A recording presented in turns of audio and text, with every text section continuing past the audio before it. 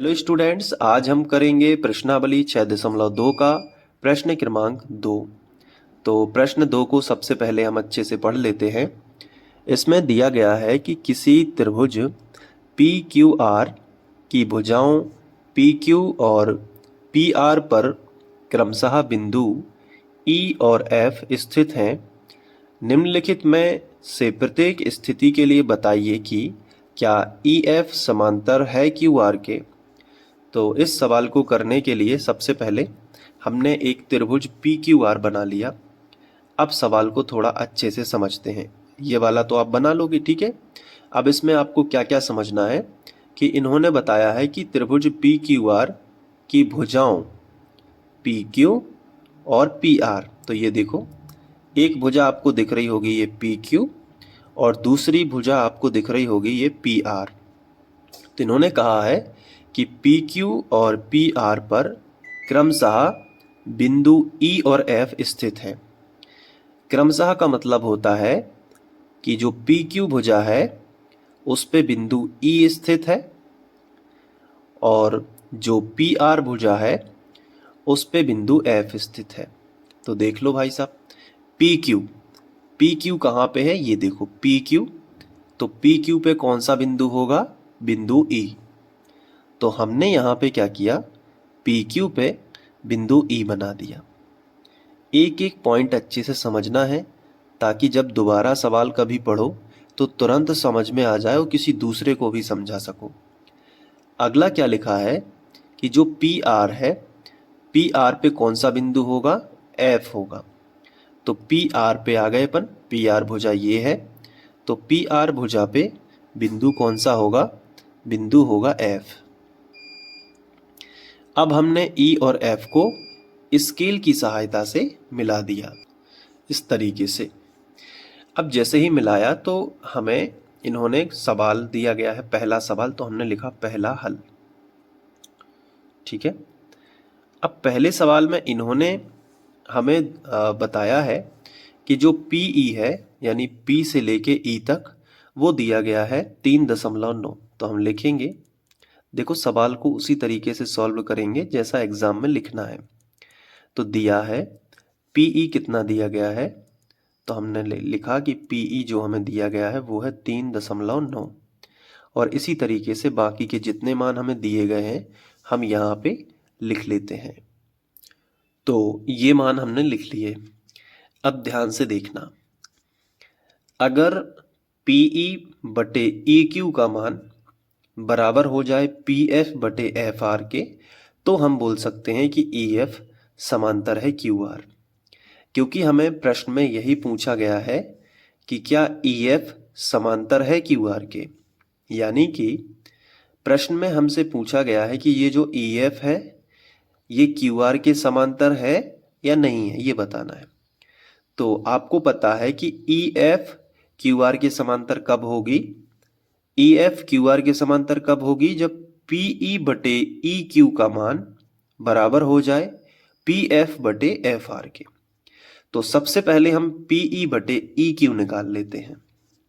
तो हमने यहां लिखा कि पीई बटे ई क्यू, ये निकाला हमने पहले, कितना आ रहा है। तो पीई का मान है 3.9 बटे ई क्यू का मान कितना है 3। तो अब हमने देखा कि ये कैंसिल हो रहा है। तो 3 एकम 3 और 3 एकम 3 दशमलव ज्यों का त्यों और 3 तिरका 9, यानी 1.3 के साथ, यानी पीई बटे ई क्यू का मान है 1.3। ये हो गया। अब इस तरफ आ जाओ, पी एफ बटे एफ आर निकाल दो। तो फिर से हमने लिखा तथा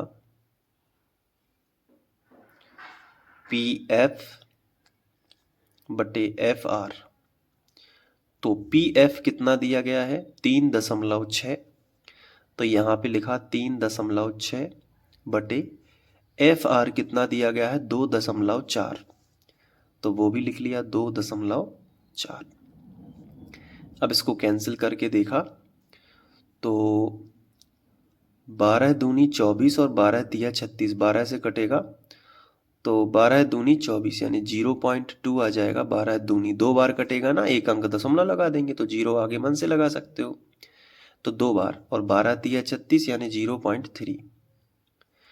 तो ये तो बेसिकली दशमलव एक अंक बाद इधर भी है, दशमलव एक अंक बाद इधर भी है, तो हम इसको 3/2 लिख सकते हैं, और 3/2 को हम लिख सकते हैं 1.5।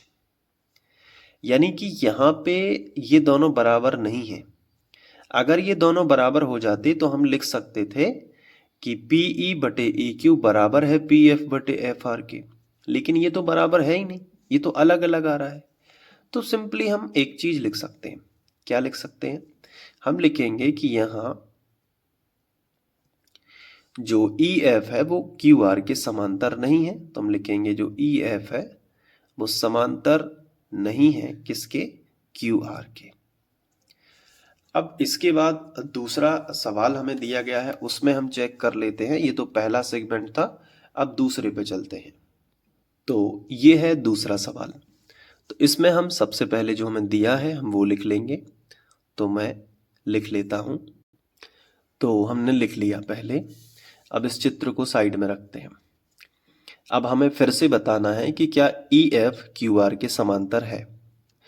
तो सबसे पहले हम PE बटे EQ ज्ञात कर लेंगे।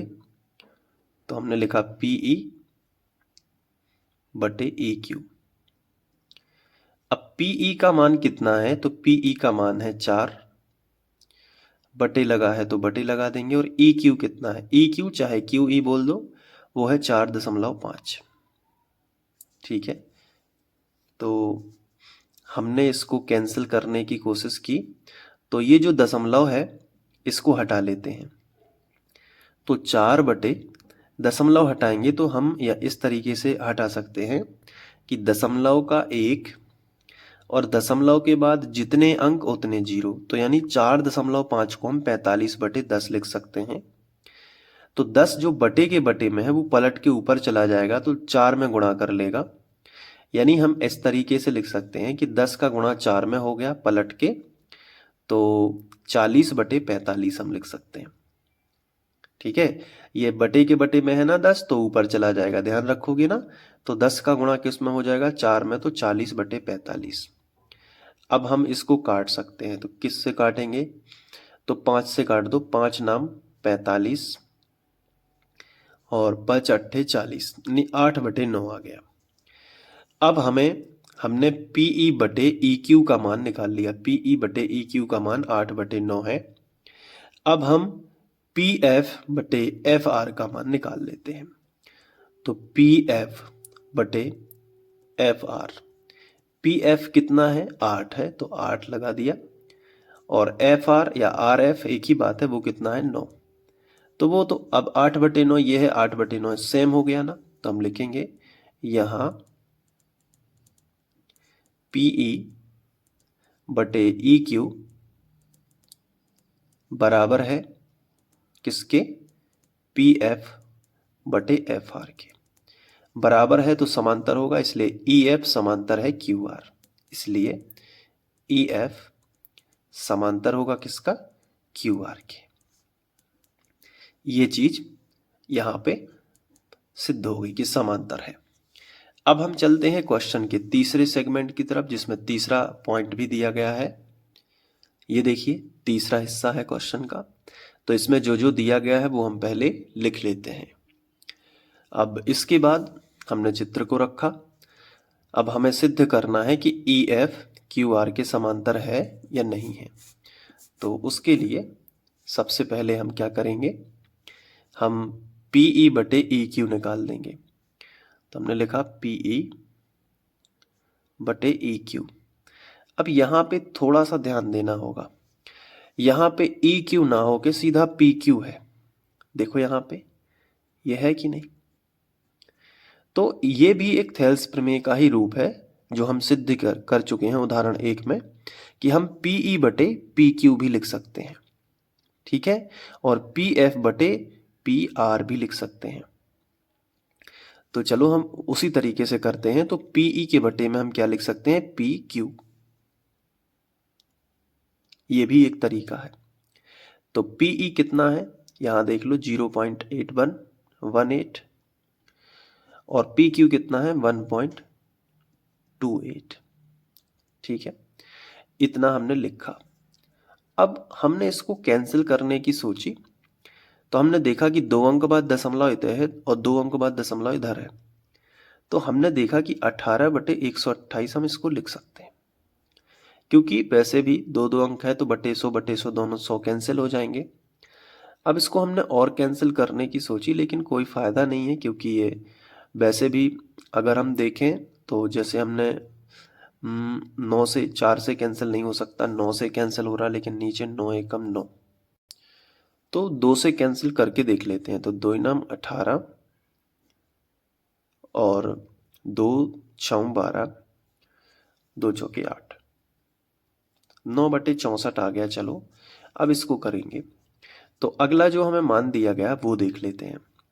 तो अगला मान हमें दिया गया है पी एफ बटे पी आर, यानी छोटी राशि और फिर बड़ी राशि।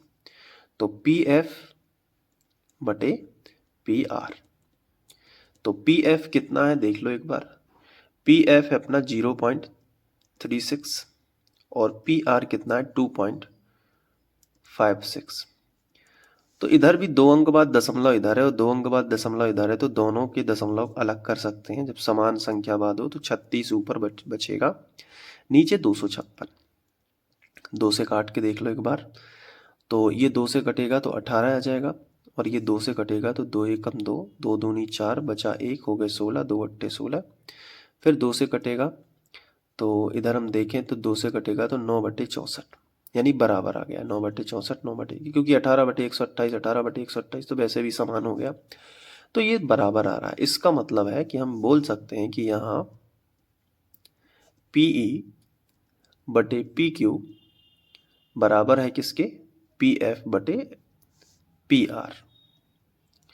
तो इसलिए ई एफ समांतर है क्यू आर के, इसलिए ई एफ समांतर होगा क्यू आर। ये थेल्स प्रमेय का ही रूप है, ध्यान रखना इस चीज को। उदाहरण 1 में हमने इसको प्रूव किया था।